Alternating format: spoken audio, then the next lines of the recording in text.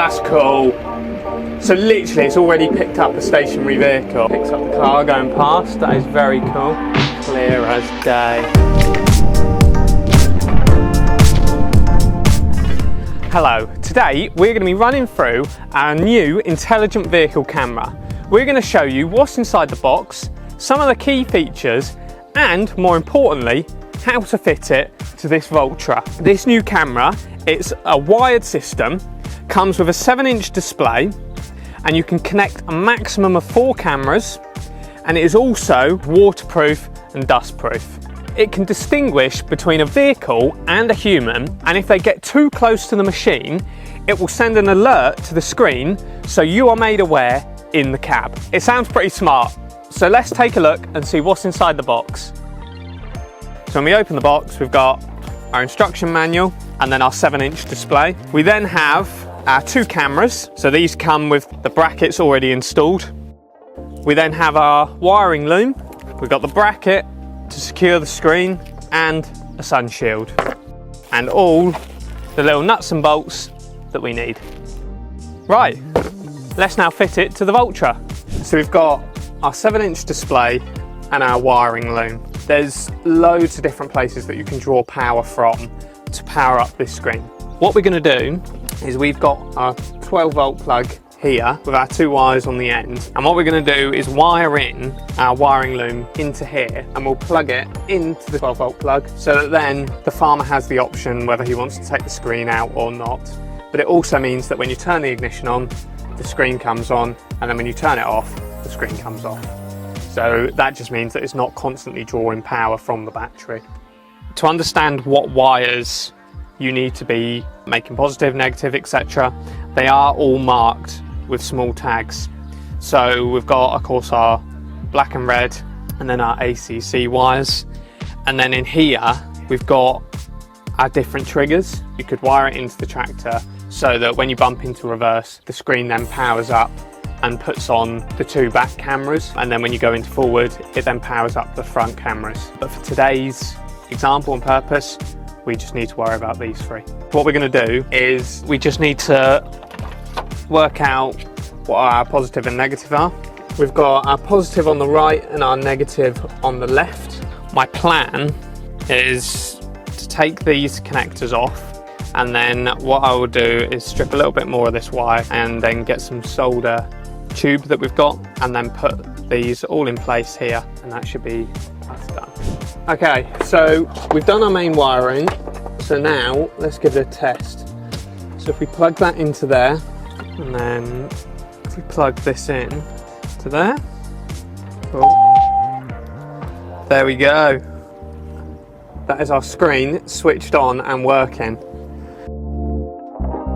Okay, so we've now attached our camera to our suction cup. So what we're going to do is fit it to the side of this door here. There, on that, like that. And then we'll tidy that up later because I've got a wire in the cameras just here. So that is now all set up like that. So you can still sort of see outside there, but also you've got a clear view of the screen. Right, let's move on with the cameras. For this demonstration purpose, we're just going to temporarily fit them, and then the farmer will secure them in place as to where he wants them fitted. What we have also got is some extra cable. So this just gives us more options then. Let's get started. I 100% over-ordered on the wire. I probably only needed 5 meters, not 10. And then for the time being, we'll tuck it behind the seat here.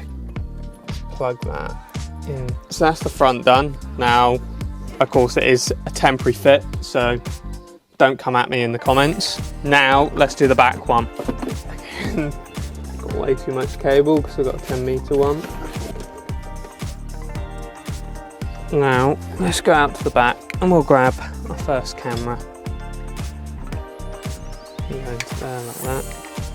And into there like that. So I'm not going to secure that one down yet because I just want to make sure it looks okay. So this one we want it there.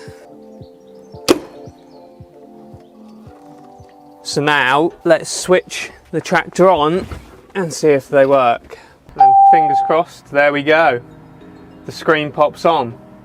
So as you can see, we've got our front camera and our back camera. Now, what I have done to get the sensors working, you have to plug the cameras into channels 3 and 4. On the screen, you can see 2 fine red lines. And what that is that shows you when someone gets within that zone, it will set off an alarm on the screen notifying you that someone has come too close to the machine. Let's get into the menu and run through some of the settings. At the top, we've got view files. What this means is we can plug in an SD card into our screen so it records constantly and acts as a dash cam then. We then have our system settings.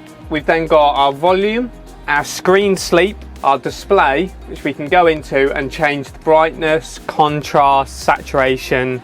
Then we have our format storage. We need to click on this when we're formatting the SD card. If we then go into the CDR settings, these are your settings for all your record mode. You can either have it on a 3-minute, a 5-minute loop, and then you can decide whether you want to mirror the front camera and the back camera, and the same with the left and right, so that's if you've got 4 cameras. If we go into Smart Drive, we can then choose what alarms and what settings we want the intelligent camera to pick up on. So for the time being, we've got all of them switched on. If we then click M again on Calibrate, we can either increase the censored area or decrease it. So you can change all 4 points to have it exactly shaped how you want. If we click the up and down buttons, this changes what screen we're viewing. So whether that's the front, back, or if we've got 2 other cameras fitted, the left or right. And then if we click AV, this turns it into split screen or quad screen. Al, can you just go in front of the camera a sec? Okay, so as you can see, it's clearly picking Al up because he's within our zone. So it gives us a notification on screen and also tells us via audio. Now if Al goes over to the left a little bit more, that'll do.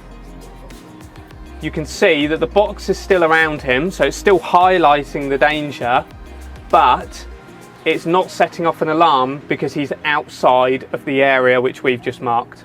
And the camera will constantly be tracking Al as long as he is stood in front of it. But overall, it's a tidy bit of kit. So you can see that it's blue for a human, and then when we get out, we'll be able to see what colour it is for a vehicle. So I think let's go and give it a test. Let's go and test these cameras then. That's cool. So literally it's already picked up a stationary vehicle. Here we go. Picks up the car going past. That is very cool. Clear as day. It's quite nifty just having it on there all the time, to be fair. But also, like, you've got your remote, so you can turn it off if it's annoying you. And in theory, when we reverse, yeah, so I can see George.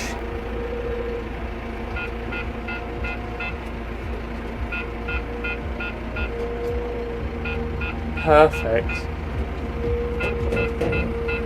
That is really cool. So there we have it, our new intelligent cameras fitted to this Valtra. It's a really impressive bit of kit. We've got a very clean cab here and it looks smart with that screen, but even in busier cabs, I can really see a place for that. If you've got any questions about these cameras, drop a comment down below. And don't forget to like and subscribe, and I'll see you in the next video.